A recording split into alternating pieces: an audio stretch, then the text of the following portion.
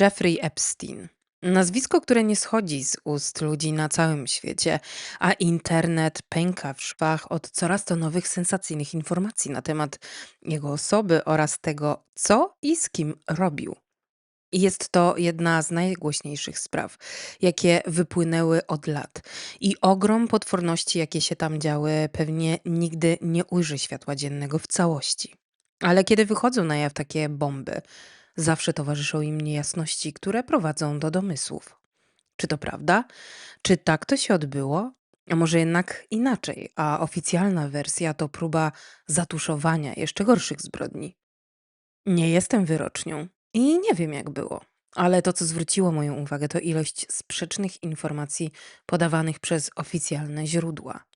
A co za tym idzie? Inwencje ludzi próbujących wypełnić luki w narracji. Tu Agata the Storyteller, a to historia kryminalna tylko dla ludzi o mocnych nerwach. Okej, zaczynamy.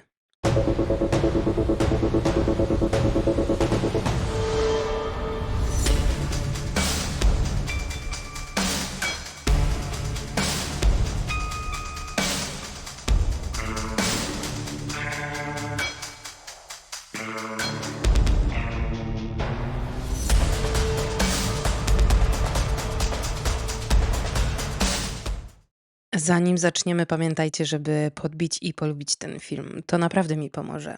A jeśli uznacie, że może zainteresować on kogoś z waszych znajomych, to również go udostępnijcie. Niech się niesie. Chciałam was tylko poinformować, że wszystkie informacje, które podam, znalazłam w internecie i stworzyłam z nich ten podcast. Oraz, że nie chcę nikogo urazić. Dodatkowo ostrzegam, że treści tu zawarte są dość drastyczne, więc zalecam ostrożność. Opowiem wam bajkę o teoriach spiskowych i niejasnościach związanych z Jeffreyem Epsteinem.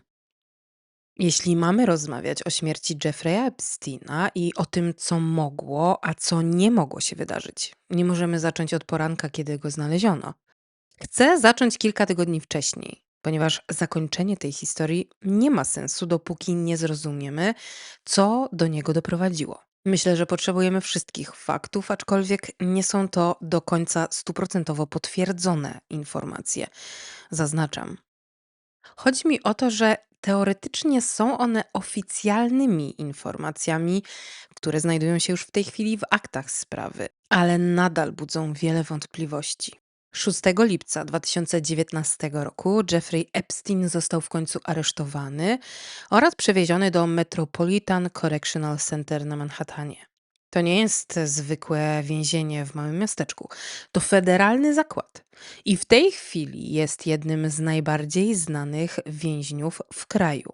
Każdy strażnik i każdy więzień znają jego nazwisko. Wszystkie media ich oglądają. 2 tygodnie później, 23 lipca, znaleziono go na podłodze swojej celi z prześcieradłem owiniętym wokół szyi. Jego ówczesny współwięzień, Nicolas Tardiglione, jest byłym policjantem, któremu postawiono zarzuty wielokrotnego morderstwa, czyli nie był raczej miłym facetem. Tak czy inaczej, to właśnie z nim dzielił celę. Oficjalna wersja jest taka, że Epstein próbował wypisać się z życia, ale on twierdzi, że jego współlokator zaatakował go. Mężczyzna, czyli współwięzień, oczywiście temu zaprzecza, no bo przecież oni zawsze wszyscy są niewinni. I więcej nie ma informacji, jak potoczyła się sprawa między mężczyznami. Wiemy tylko tyle, że po tym zdarzeniu Epstein został objęty protokołem obserwacji. Wiecie, ten szczególny rodzaj obserwacji dla osób zagrażającym sobie zwłaszcza. A tego typu protokół obserwacyjny w placówce federalnej jest dość poważny. Oznacza ścisłą obserwację, ograniczenia, monitoring. To znaczy, że ktoś już zdecydował, że jesteś w grupie ryzyka. A to nie trwa długo dla pana Epsteina, bo tydzień później został on zdjęty z protokołu. Po prostu mówią, że teraz jest już w porządku, już mu nic nie wali na dekiel i po prostu zdejmują protokół. Jeffrey Epstein wraca do specjalnego oddziału mieszkalnego pod jednym warunkiem. Musi mieć współlokatora. To świadczy o tym, że nadal uznają go za osobę niebezpieczną dla siebie. Nie został opisany jako całkowicie zdrowy, dlatego został zwolniony, ale z nadzorem. Więc przewińmy do 9 sierpnia. Jest piątek, dzień przed jego śmiercią. Jego przydzielony współwięzień został przeniesiony, a żaden nowy nie został przydzielony. Więc teraz człowiek, który poważnie rozważał wypisanie się z tego życia zaledwie kilka tygodni wcześniej, nawet nie tak dawno temu, teraz jest sam. Ostatniej nocy, kiedy Jeffrey Epstein żył, do jego oddziału przydzielono dwóch nowych strażników. I według prokuratorów federalnych rzekomo nie przeprowadzili wymaganych 30 kontroli przez około 8 godzin. 8 godzin w zamkniętym ośrodku. 8 godzin w celi.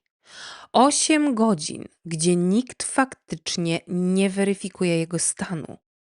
Potem kamera, która uchwyciłaby bezpośrednie otoczenie w pobliżu drzwi do jego celi, przypadkowo nie działa prawidłowo tej nocy. I w tym momencie ludzie zaczynają mówić, że to mnóstwo zbiegów okoliczności. No bo tak, trochę to śmierdzi, prawda? W każdym razie 10 sierpnia około godziny 6:30 rano znaleziono go nieprzytomnego w jego celi. Rozpoczęto resuscytację krążeniowo-oddechową, następnie został przetransportowany do szpitala i oficjalnie ogłoszono jego śmierć. Mamy więc mężczyznę, który wcześniej podlegał protokołowi nadzoru. Musiał mieć współwięźnia, ale został sam. Strażnicy rzekomo nie zajrzeli do niego przez 8 godzin. No i kamery, których działanie było zakłócane bądź były popsute. I to tylko sekwencja zdarzeń poprzedzająca śmierć oraz odnalezienie ciała. Nawet jeszcze nie zajęliśmy się ciałem, ale właśnie tam zmierzamy, bo tutaj historia przybiera zaskakujący obrót. Brat Jeffrey'a Epsteina, Mark Epstein, jest jego prawnym najbliższym krewnym i nie dowiedział się od funkcjonariuszy więziennych czy od lekarza ani od żadnego urzędnika, że jego brat zmarł. Dowiedział się oglądając CNN, co jest dość dziwne. Powiadomienie najbliższej rodziny o śmierci powinno być pierwszym krokiem, jaki został wykonany. Istnieje odpowiedni protokół, zwłaszcza jeśli do śmierci doszło w rządowej placówce, jaką był areszt na Manhattanie. Ale w tym przypadku, z niewiadomych przyczyn, nie został on zastosowany. Mark czuł od razu, że coś tu nie gra. Sprawa przecież bardzo medialna. Nie ufał wyznaczonemu zespołowi medycznemu, więc zatrudnił doktora Michaela Badena do obserwacji sekcji zwłok. Nie wiedziałem, kim on jest, więc troszkę poszperałam i okazuje się, że doktor Baden to nie jest jakiś tam internetowy lekarz, gotowy podważyć wszystko i powiedzieć to, co rodzina chce usłyszeć, a przy okazji zdobyć sławę na tej głośnej sprawie. Nie, nie. To patolog sądowy, który brał udział w niektórych najgłośniejszych sprawach we współczesnej historii Ameryki. Pracował nad sprawami związanymi z JFK, O.J. Simpsonem, George'em Floydem czy Aaronem Hernandezem. Pełnił funkcję głównego lekarza sądowego Nowego Jorku. Ma dziesiątki lat doświadczenia w badaniu zwłok i zeznawaniu w sądzie. Był tam więc, aby obserwować sekcję zwłok Jeffrey'a Epsteina. I to ma znaczenie, ponieważ teraz nie ma już tylko biura naczelnego lekarza sądowego przeprowadzającego sekcję zwłok, ale mamy niezależnego patologa sądowego, który może obserwować i dokumentować to, co znajduje się na ciele w czasie rzeczywistym. I to, co dr Baden powiedział publicznie później, sprawiło, że ta cała historia eksplodowała jak ulice w sylwestrową noc. Po pierwsze, Baden stwierdził, że jego zdaniem czas zgonu Jeffrey'a Epsteina przypadał na około 4:30 rano, czyli około 2 godziny przed tym, jak podobno go znaleziono. To odbiega od wersji strażników. A potem były te dziwne urazy, kompletnie niepasujące do wersji przyjętej przez śledczych. Zauważył 3 złamania w szyi Epsteina. Nie jedno, a 3. Teraz polecę trochę anatomią, ale korzystam z notatek, bo kompletnie się na tym nie znam, choć przyznam, że moim marzeniem było zostać patologiem. Okej. Złamaniu uległy lewa chrząstka tarczowa, prawa chrząstka tarczowa i kość gnykowa. I doktor Baden Oświadczył, że przez dziesięciolecia analizował zawieszenia w więzieniu, więc był w stanie się na ten temat rzetelnie wypowiedzieć. Stwierdził, że nigdy nie widział trzech takich złamań w tym, co uznano za samounicestwienie. Mimo tego wniosku eksperta Biuro Medycyny Sądowej niewzruszenie podtrzymywało swój wniosek i stwierdziło, że tego typu złamania można spotkać zarówno w przypadku samozaciskania, jak i kompresji ręcznej. Potocznie podczas powieszenia, ale i duszenia przez osobę trzecią. Mamy więc dwóch doświadczonych ekspertów medycyny sądowej patrzących na tę samą szyję i nie zgadzających się. Więc jest niezły bałagan. Komu wierzyć? A takie sytuacje prowadzą do teorii spiskowych. Zanim jeszcze porozmawiamy o samym śladzie liniaturowym. Hehe, nadal jestem bardzo profesjonalna. Ale chodzi o ślady na szyi pozostawione przez sznur bądź coś innego, czym osoba żegnająca się z tym życiem w taki sposób zakłada w sobie na szyję. Chciałam coś zauważyć. Co prawda nie jestem żadnym ekspertem, ale swego czasu bardzo interesowałam się medycyną sądową. Na własną rękę czytałam mnóstwo publikacji. Na studiach chodziłam na zajęcia z medycyny sądowej właśnie i co nieco pamiętam. Odświeżyłam też trochę pamięć w pewnych aspektach i to, co mogę zauważyć i moim zdaniem jest to dość istotne w tej sprawie, to fakt, że ludzie prawie zawsze zostawiają sobie sposób na regulację nacisku. Choć jest to dość szokujące, bo każdy wyobraża sobie to tak, jak pokazują to na filmach, czyli stołek, kopniak i wisi. Ale rzeczywistość jest zgoła inna. Klękają na kolanach, pochylają się do przodu, przenoszą ciężar ciała na pętlę. I to pochylenie danej osoby jest najważniejsze. Kiedy ktoś pochyla się do przodu do tej pozycji, grawitacja działa w dół na ciało, a następnie w górę na materiał. Nadążacie za mną? Więc ślad na szyi nie znajduje się po prostu od tak na środku. On idzie w górę, wspina się i porusza się w kierunku zawieszenia. Często można go zobaczyć jakby za uchem, w górę, w kierunku linii szczęki, ponieważ ciało ciągnie przeciwko niej. Ten ruch w górę jest niezwykle powszechny. Tylko, że w przypadku Jeffreya sytuacja przedstawia się inaczej. Brat Epsteina pokazał zdjęcie z sekcji zwłok, na którym widać ślad na szyi. Tylko, że on znajduje się na środku, poziomo, co przeczy wersji o zawieszeniu ciała. Nie biegnie w górę, zgodnie z tym, jak wam opowiedziałam.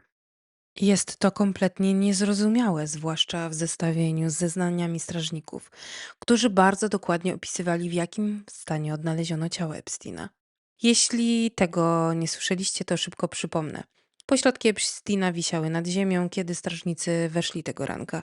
Jego stopy były wysunięte przed nim i trzeba było go odciąć.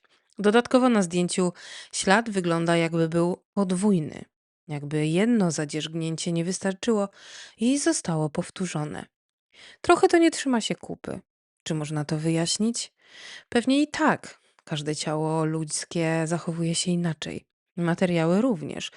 Ale aż tak duże odchylenia od normy są bardzo tajemnicze. Przynajmniej na tyle, żeby wzbudzić wątpliwości bardzo doświadczonego doktora Badena. A to, co najważniejsze, to, że medycyna nie kłamie. Ciało ludzkie nie kłamie, ale ludzie za to kłamią na potęgę.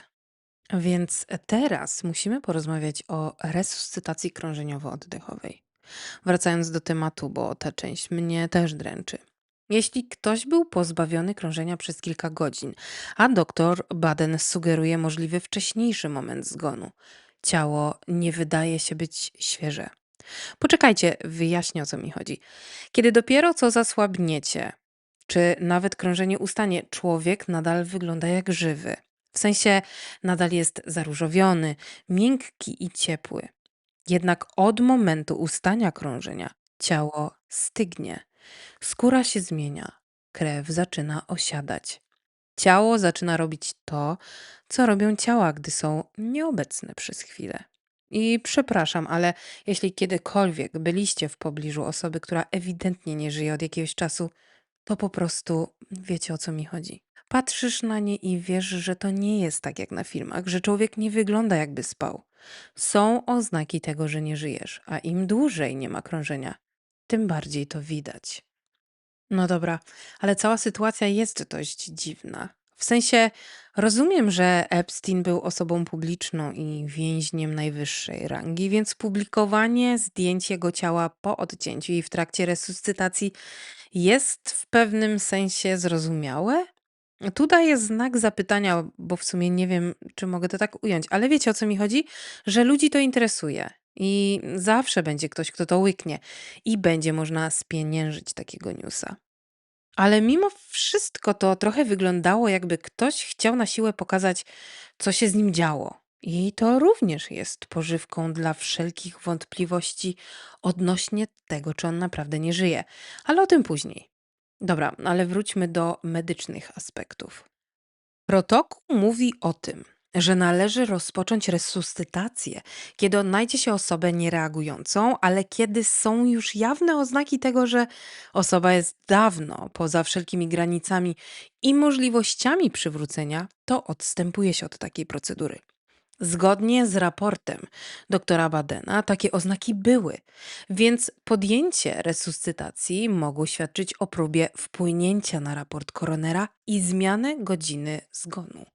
To wszystko zupełnie nie ma sensu, ale kiedy dodasz jeden do drugiego, czyli wcześniejsze zajście z pierwszym współwięźniem, zdjęcia z protokołu dozoru, nieobecność drugiego współwięźnia, brakującej kontroli ze strony strażników, awarii kamery, to nie uspokaja narracji na temat tego, co zaszło w tej celi, tylko ją podkręca. Nie twierdzę, że wiem dokładnie, co się tam stało. Tak czy inaczej, nie wydaje się to czyste i spójne. Albo może inaczej. Spójne to w sumie może jest, ale nie bardzo pasuje do wersji o zwykłym odsubskrybowaniu się z tego świata. A na dodatek, wysokiej rangi więzień federalny zmarł samotnie w swojej celi i nie ma żadnego nagrania z kamery. Mówimy o federalnym obiekcie, nie hotelu, nie magazynie, tylko zamkniętym, monitorowanym budynku. A jednak kamera, która uchwyciłaby bezpośrednią aktywność na zewnątrz jego celi, ta, która pokazałaby, kto wszedł i wyszedł, kto podszedł do drzwi albo i nie podszedł, nie działała prawidłowo tej nocy. No dobra, w obiekcie były przecież inne kamery. Kamery, które pokazywały stanowisko strażników, kamery, które pokazywały inne ujęcia. Ale ten konkretny kąt kamery, który dałby najwyraźniejszy obraz tego poziomu, został uszkodzony. Zniknął. Puf! I jest niedostępny. I to podsyca wszystkie spekulacje. Bo gdyby wszystko było dokładnie tak, jak jest przedstawiane, gdyby to był po prostu przypadek mężczyzny, który chciał się wypisać z aresztu, to nagranie wideo uciszyłoby hałas. Nagranie wideo odpowiedziałoby na pytania i zakończyło większość tej debaty. Ale zamiast tego powiedziano nam, że materiał filmowy, który miałby największe znaczenie, nie nadaje się do użytku bądź go nie ma zupełnie. Czy takie rzeczy się zdarzają? Oczywiście. Kamery ulegają awarii. Technologia zawodzi, ale tym konkretnym przypadku, to taki trochę zbyt idealny zbieg okoliczności, więc powstaje wiele pytań. Czy zrobił to sam? A może ktoś mu pomógł? Ale także powstają inne wersje. Teraz porozmawiajmy o tym, co jest równie kontrowersyjne. Mianowicie kwestia związana z nagraniem wideo z nocy śmierci, ale uściśle, bo mówiłam, że kamera w korytarzu prowadzącym do celi nie działała. I tak, to prawda. Jednak inne były sprawne i co nieco zarejestrowały. Dobra, żeby wyjaśnić, co w tym wszystkim jest takie kontrowersyjne, muszę powiedzieć coś, o czym co prawda już wspomniałam, ale uporządkujmy informacje. Jeffrey Epstein siedział w skrzydle dla specjalnych więźniów. Podlegał on również szczegółowej kontroli, co już ustaliliśmy, nie zostało przeprowadzone zgodnie z przepisami. Według wytycznych więzień specjalny ma być monitorowany co 30 minut, co w realnym świecie wygląda tak, że strażnik powinien co pół godziny podejść do drzwi i zajrzeć do wewnątrz celi, aby sprawdzić, czy więzień jest w środku i nawiązać z nim kontakt głosowy, aby upewnić się, że nic mu nie jest. No chyba, że jest noc i śpi. W nocy 9 sierpnia 2019 roku dyżur pełniło dwóch strażników. To Van Noel i Michael Thomas. Byli to doświadczeni strażnicy, którzy doskonale znali procedurę, jednak z niewiadomych przyczyn nie zastosowali się do niej. Zgodnie z tym, co mówili podczas późniejszej rozmowy ze śledczymi, ostatni raz sprawdzili cele o godzinie 22. Dlaczego? Podobno zasnęli. Dokładnie tak, dobrze słyszycie. Dwoje strażników w specjalnym skrzydle, którzy mają pilnować więźniów wymagających specjalnego nadzoru, zasnęli na służbie. Ogólnie cała ta noc była wyjątkowo dziwna i niezrozumiała. Powstało tak wiele różnych wersji wydarzeń, nie tylko ze strony samych strażników, ale również władze więzienia przedstawiły swoją wersję oraz sporządzili raport wyjaśniający, co zaszło tej nocy w celi, ale również na oddziale. Wersja naczelnika więzienia różni się znacznie od tego, co zeznali strażnicy. Ale powoli, bo działo się tam niesamowicie dużo. Zacznijmy od wersji oficjalnej zawartej w raporcie sporządzonym po zdarzeniu. W każdym przypadku, kiedy więzień postanawia opuścić mury aresztu, ale w ten dramatyczny sposób, przeprowadza się wewnętrzne śledztwo mające na celu wyłapanie ewentualnych błędów proceduralnych lub luk w systemie. I tak było również w tym przypadku. Zgodnie z tym, co stwierdzono, nie doszło do żadnych uchybień ze strony personelu aresztu. I tu wchodzi nagranie z nocy śmierci z kamery skierowanej w stronę schodów prowadzących do części, w której znajdowała się cela Epsteina. Opiszę wam je, bo jest to dość istotne w kontekście tego, o czym wam zaraz opowiem. Na nagraniu widać dość niewyraźnie, niestety, część schodów i pozostałe pomieszczenia oraz korytarze. Około godziny 22:39, czyli 39 minut po tym, jak po raz ostatni jeden ze strażników był pod celą Jeffreya, widać postać wchodzącą po schodach. Te schody prowadziły tylko i wyłącznie do korytarza z celą Epsteina, więc wchodząc po nich można było dojść tylko i wyłącznie do jego celi. Nie wiadomo, kim ta postać jest, ale to, co widać bardzo wyraźnie, to pomarańczowy kolor, świadczący, że prawdopodobnie osoba idąca po schodach ma na sobie więzienny strój. Później nie widać już nikogo. Nikt nie wrócił po schodach, ani więcej nikt po nich nie wchodził. Dopiero o 6:30 rano, kiedy to znaleziono ciało. Osoby analizujące nagranie stwierdziły, że istnieje prawdopodobieństwo, że osoba, która wiedziała o rozmieszczeniu kamer, mogła ukryć się schodząc po schodach tak, aby nie została złapana w kadr. Ponieważ jakby nie patrzeć, ktoś tam wszedł, ale wyglądało, jakby nigdy nie wrócił. I tu zaczynają się prawdziwe kwiatki. Raport sporządzony przez naczelnika mówi o tym, że funkcjonariuszka Towan szła po schodach i niosła dodatkowe komplety pościeli w pomarańczowym kolorze. Ze względu na to, że nagranie jest bardzo małe wyraźne, a pomarańczowy kolor pojawia się dosłownie na sekundę, może dwie. Prawdopodobnie ten, kto ten raport pisał, uznał, że takie wyjaśnienie jest możliwe do przepchnięcia. Ale każdy w miarę rozumny człowiek widzi doskonale, że jest to postać w pomarańczowym, a nie sterta pościeli. Ale tak jak mówię, można dyskutować. Jednak czytając stenogramy z rozmowy z funkcjonariuszką Towan, dowiadujemy się ciekawych rzeczy. Przede wszystkim zaprzecza ona temu, że po godzinie 22 zbliżyła się do celi Epsteina. Zapytana została również, czy pracowała wcześniej na tym oddziale i czy znane są jej wszystkie procedury. Ona potwierdza, że je zna i że to nie jest pierwszy raz w tym skrzydle. Powiedziała również, że zazwyczaj donosiła papier toaletowy, ale nigdy nie nosiła pościeli. Stwierdziła, że nie wie, o jakich godzinach pościel jest donoszona i że nie wie nic na temat tego, że więzień Epstein prosił o dodatkowe komplety. Tym samym podważyła treść oficjalnego raportu, w którym stało, że to ona była widoczna na nagraniu niosąca komplet pościeli. Drugi ze strażników, Michael Thomas, również zaprzeczył, że zanosił pościel oraz że po 22 wychodził z ich stanowiska.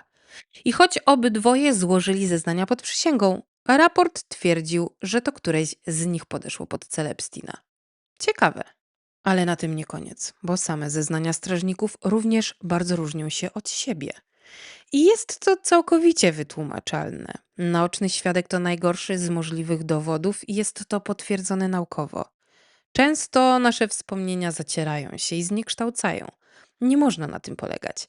Stan szoku również może wpłynąć na to, co widzimy, albo co nam się wydaje, że widzimy.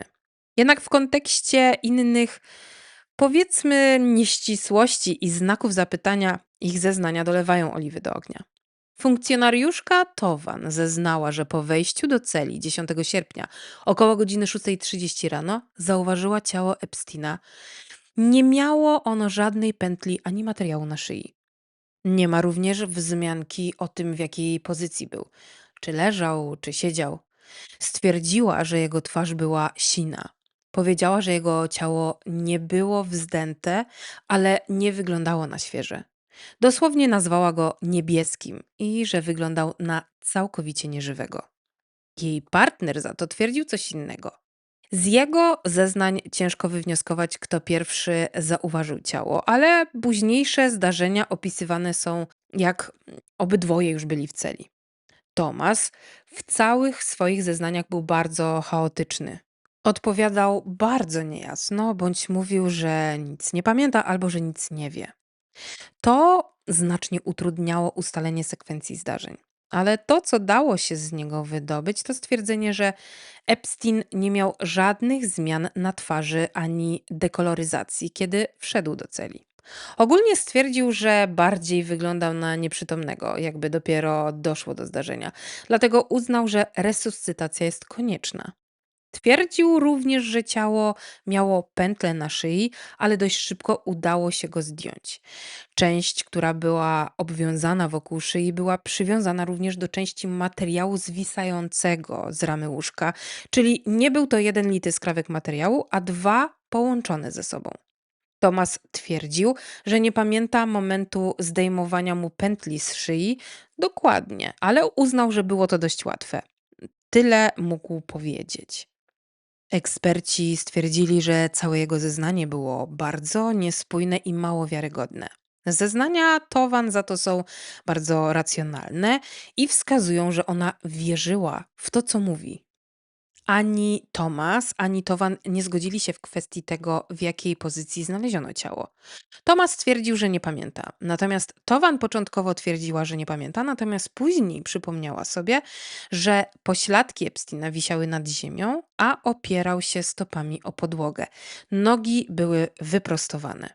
Ale to było mało prawdopodobne ze względu na wielkość celi. Dodatkowo raport z autopsji nie stwierdził żadnych uszkodzeń głowy, konkretnie na tylnej części. Lekarz stwierdził, że podczas takiego sposobu odchodzenia ze świata, jaki wybrał Epstein, bardzo często, wręcz prawie zawsze, zanim dojdzie do zatrzymania krążenia, dochodzi do serii drgawek spowodowanych odcięciem dopływu tlenu. Taka sytuacja sprawiłaby, że będąc w konwulsjach, Epstein uderzałby głową o ramę łóżka, która znajdowała się bezpośrednio za jego plecami i głową właśnie. Jednak nie było żadnych śladów, ran, nawet zadrapań. Mogłoby to oznaczać, że został zawieszony już po śmierci. No i oczywiście kwestia z podwójnym transportem ciała, o której wspomniałam w pierwszym odcinku serii o aktach Epsteina. Te wszystkie rzeczy prowadzą do coraz większej ilości głosów twierdzących, po pierwsze, że doszło do zabójstwa i upozorowania samodestrukcji, a po drugie, coraz więcej ludzi i coraz głośniej mówi o tym, że może to wcale nie był on na tych zdjęciach, że Jeffrey jednak żyje. Tajemnice wokół okoliczności jego śmierci otwierają drzwi do twierdzenia, że on opuścił areszt, ale nie nogami do przodu, ale po kolei. Po odnalezieniu ciała naturalnie należało przeszukać celę i ją uporządkować. I podczas tych czynności odnaleziono pewne przedmioty, które są interpretowane jako plan ucieczki. Oczywiście na początku nikt tego nie rozumiał. Nawet nie do końca przypisywano temu jakiekolwiek znaczenie. Jednak zdjęcia z przeszukania i te konkretne przedmioty trafiły do sieci i zaczęły być poddawane głębokiej analizie. Dobra, nie będę enigmatyczna. Mówię o pewnych notatkach, które zrobił sam zainteresowany, czyli Epstein. Ponieważ według wielu ludzi, którzy je widzieli i analizowali, wskazują one na to, że Jeffrey po prostu uciekł, a ciało, które znaleziono w celi, nie było ciałem Epsteina. Nadążacie? Zaraz postaram się to wyjaśnić. Oczywiście zaznaczę, że nie są to informacje podane przez śledczych. Według oficjalnej wersji Jeffrey Epstein nie żyje. Moim celem nie jest obalenie tego twierdzenia. Po prostu mówię inne wersje, jakie krążą po sieci. Oficjalnie w celi Epsteina znaleziono bazgroły o karaluchach, ale ci, którzy twierdzą, że widzieli prawdziwy raport z przeszukania, mówią o czymś zupełnie innym. Zacznijmy od samej kartki papieru. Według przecieków z kręgów bliskich służbom, choć nigdy nie potwierdzono tego oficjalnie, w celi znaleziono odręczne zapiski, które nie przypominały listu pożegnalnego. Była to checklista operacyjna. Zwolennicy teorii mówią o trzech kluczowych elementach. Pierwszy. Window of Opportunity, czyli okno możliwości. Zapisane rzekomo godziny 3:15, 3:45. To dokładnie ten czas, w którym strażnicy Thomas i Noel zamiast robić obchód, zasnęli przed monitorami. Czy to przypadek, że Epstein miał wyliczone, ile czasu potrzebuje system na reset lub kiedy czujność ludzka jest najniższa? Kody i inicjały. Drugi punkt. W rogu kartki miały widnieć inicjały osób spoza więzienia. Spekuluje się o kontaktach z prywatnymi firmami ochroniarskimi, które obsługiwały jego posiadłości. Oraz trzeci punkt. Logistyka transferu. Najbardziej tajemniczy zapis brzmiał Package swap at the ramp. Zmiana paczki przy rampie. Czy paczką był sam Epstein? W oficjalnej wersji mówi się o notatce pełnej skarg na więzienne jedzenie, na brud i na karaluchy. Ale pomyślcie, czy genialny manipulator, jakim był Epstein, marnowałby ostatnie chwile życia na pisanie o karaluchach? Czy może te skargi miały być dowodem na jego zły stan psychiczny, by nikt nie podejrzewał, że pod spodem planuje wielki finał? To nie był list pożegnalny. To był plan ewakuacji człowieka, który wiedział, że Interpol depcze mu po piętach. W tej wersji notatki kluczowym terminem nie jest samobójstwo, ale Red Notice, czyli czerwona nota Interpolu. Jeffrey Epstein miał świadomość, że jego wpływy w USA się kończą. Notatka rzekomo zawierała analizę prawną dotyczącą ekstradycji. Epstein miał tam wypunktować kraje, które nie mają podpisanych umów z USA lub w których czerwona nota jest tylko martwym przepisem, jeśli masz odpowiednio gruby portfel. I tutaj dochodzimy do najbardziej sensacyjnego punktu notatki, czyli do krajów arabskich. Dlaczego tam?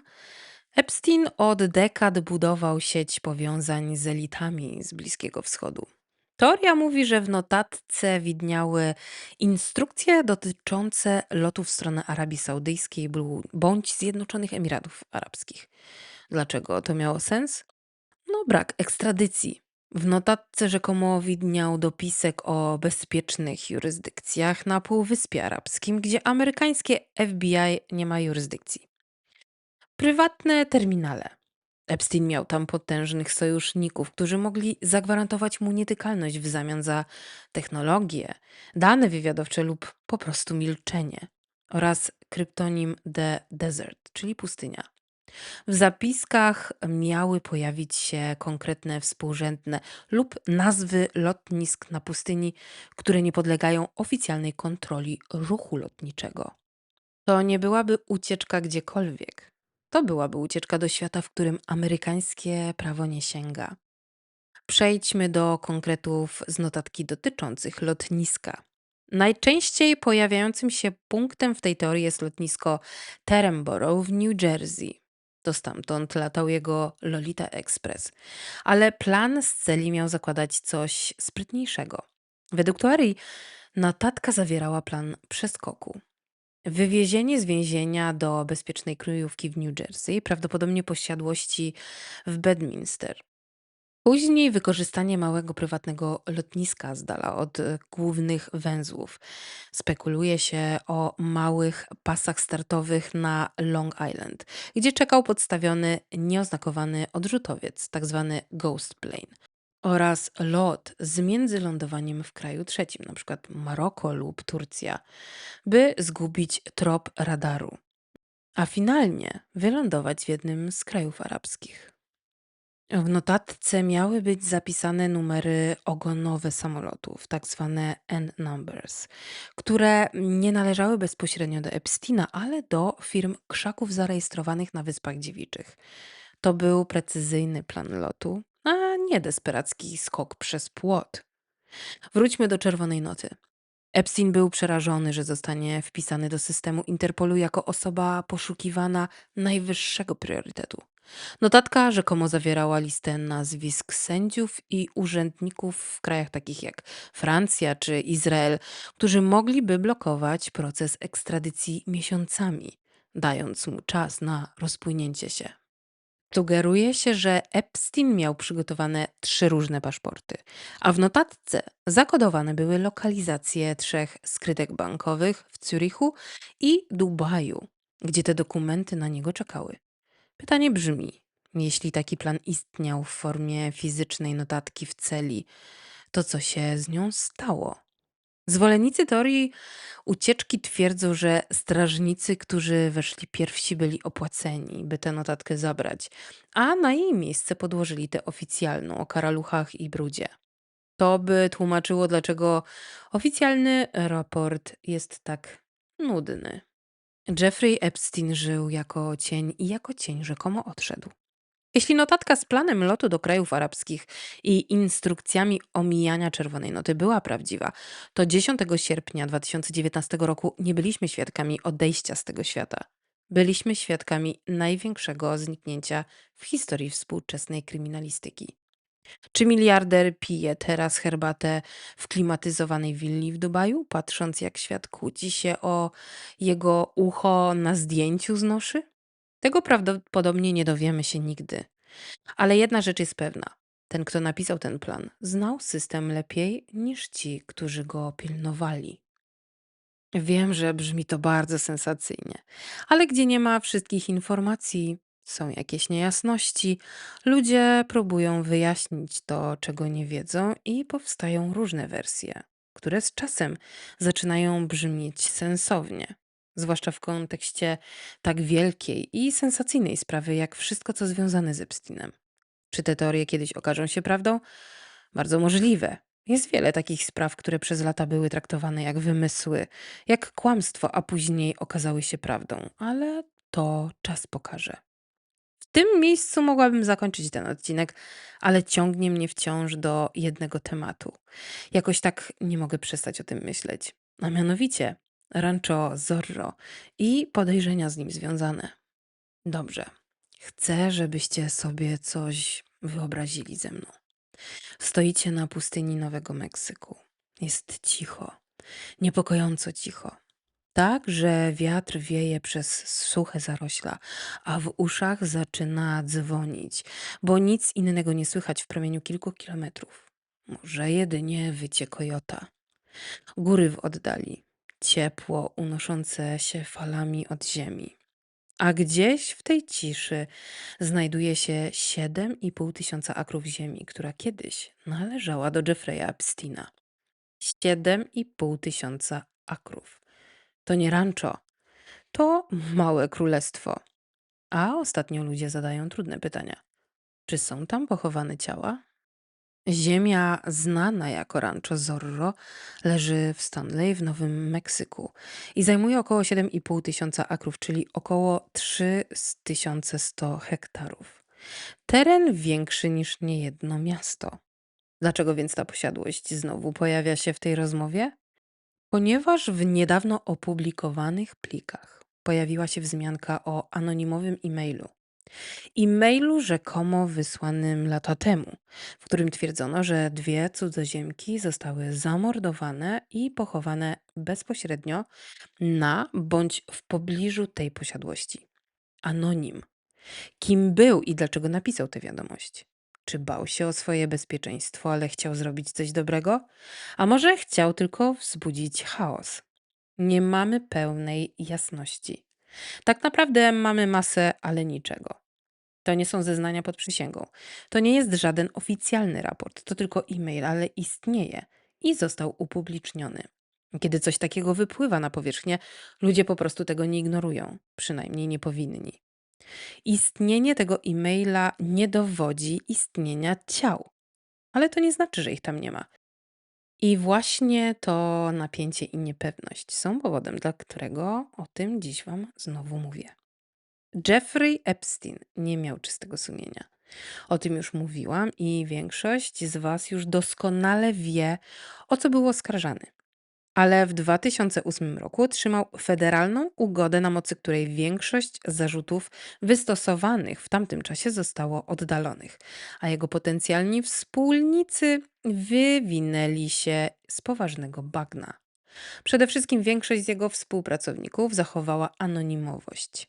Tak czy inaczej, minimalny wymiar kary, opóźnione pociągnięcie do odpowiedzialności, to wszystko sprawia, że opinia publiczna traci zaufanie do wymiaru sprawiedliwości i takie anonimowe donosy w tak poważnej sprawie wydają się kolejną teorią spiskową. Ale czy na pewno? No dobra, ale co z tym ranczem? Ta nieruchomość nie jest podejrzana tylko dlatego, że jest duża i odległa. Wiele kobiet publicznie zeznawało, że zostały tam zabrane. Virginia Giuffre mówiła, że była przewożona między posiadłościami, w tym do Nowego Meksyku. Maria Farmer opisała czas spędzony na ranczu i to, jak bardzo czuło się tam odizolowanie. A izolacja zmienia dynamikę władzy. Kiedy jesteś daleko od miasta, daleko od dróg, daleko od pomocy, jesteś zależny od tego, kto kontroluje tę przestrzeń. Więc ta część to nie żadna plotka. To prawdziwe zeznania ofiar pod przysięgą, które twierdziły i podzieliły się swoimi doświadczeniami. A to otwiera furtkę do dalszych domysłów. Bo skoro działo się tam tyle złych rzeczy, to może rzeczywiście doszło do jeszcze gorszych. Kiedy więc pojawia się anonimowy e-mail z doniesieniami o potencjalnych pochówkach powiązanych z tą całą nieruchomością, której właścicielem był Jeffrey Epstein, ludzie zaczynają łączyć kropki. Powiedzmy sobie jasno, jeśli istnieją wiarygodne informacje wskazujące na miejsce pochówku, powinny zostać zbadane. Obecny właściciel, Dan Huffens, publicznie oświadczył, że będzie współpracował ze śledczymi, jeśli zostanie o to poproszony. Z czego wnioskujemy, że jeszcze nikt z taką prośbą się nie zgłosił. Tylko, że powstaje inny problem. To nie będzie małe przedsięwzięcie. Nawet gdyby zawęzić te 3000 hektarów do konkretnych stref. Mówimy o psach tropiących, specjalizujących się w wydobywaniu zwłok, georadarach, archeologach sądowych, specjalistach od badań gleby, dniach lub tygodniach poszukiwań. To nie będzie jakieś tam latanie z łopatą. To archeologia sądowa i jeśli jest coś do znalezienia, to powinno to zostać zrobione porządnie. Ale porozmawiajmy również o tym, co pustynia robi z ludzkim ciałem. Jest to dość istotne, bo jeśli te ciała tam gdzieś są, to przebywają tam od dłuższego czasu, co może być problematyczne pod wieloma względami. Bo jeśli znajdą ciała, w jakim stanie rozkładu będą, czy będzie można jeszcze coś z nich wywnioskować, znaleźć jakieś dowody, bo samo znalezienie ciał na czyjejś ziemi nie świadczy jeszcze o winie właściciela. Więc mówimy o Nowym Meksyku. Wysoko położona pustynia, gorące dni i chłodne noce, niska wilgotność, sucha gleba. Upał przyspiesza rozkład, ale suchość zmienia wszystko. Zamiast szybkiego rozkładu na mokro, jak w wilgotnym klimacie, tkanki mogą wysychać, czyli skóra wysycha, tkanka się kurczy, a ciało napina. Częściowa mumifikacja nie jest rzadka w takich przypadkach. Pustynia nie wymazuje ciała. Ona je transformuje. Nawet jeśli minie kilka lat, a tkanka miękka prawdopodobnie będzie już mocno zmieniona albo zaniknie całkowicie. Ubranie, zależnie od materiału, może przetrwać. No i kości. Kość zawsze przetrwa. Zęby absolutnie przetrwają. A zęby to najlepszy przyjaciele patologa, który jest w stanie zidentyfikować prawie każdego po zębach. Natomiast sam grób to jak odcisk palca na ziemi. Ziemia pamięta, że była otwierana. Jest oczywiście wiele przykładów odzyskania ciała z terenów pustynnych. Nie są to jakieś dramatyczne sceny, zazwyczaj kości czasem wystające z ziemi, ale to znaczy, że pustynia nie pochłania ciała. Nie jest tak jak w filmach, że ciało znika bez śladu. Może być ukryte nawet przez lata, ale kiedyś ktoś na nie może trafić i wtedy można się wiele z niego dowiedzieć.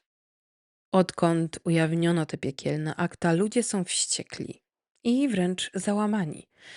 Widzą nazwiska w publikacjach, wpływowe nazwiska, marki, osoby, którym kazano zaufać. A kiedy zaufanie upada, ludzie domagają się widocznych działań, więc kiedy pojawia się anonimowy e-mail, w którym zarzuca się pochówki powiązane z nieruchomością, już związaną z udokumentowanymi latami nadużyć. A obecny właściciel publicznie mówi: Hej, jeśli śledczy chcą przeszukać, będziemy współpracować. To władze powinny przeprowadzić takie przeszukanie. Nie dlatego, że w internecie jest głośno, ale dlatego, że jasność buduje zaufanie.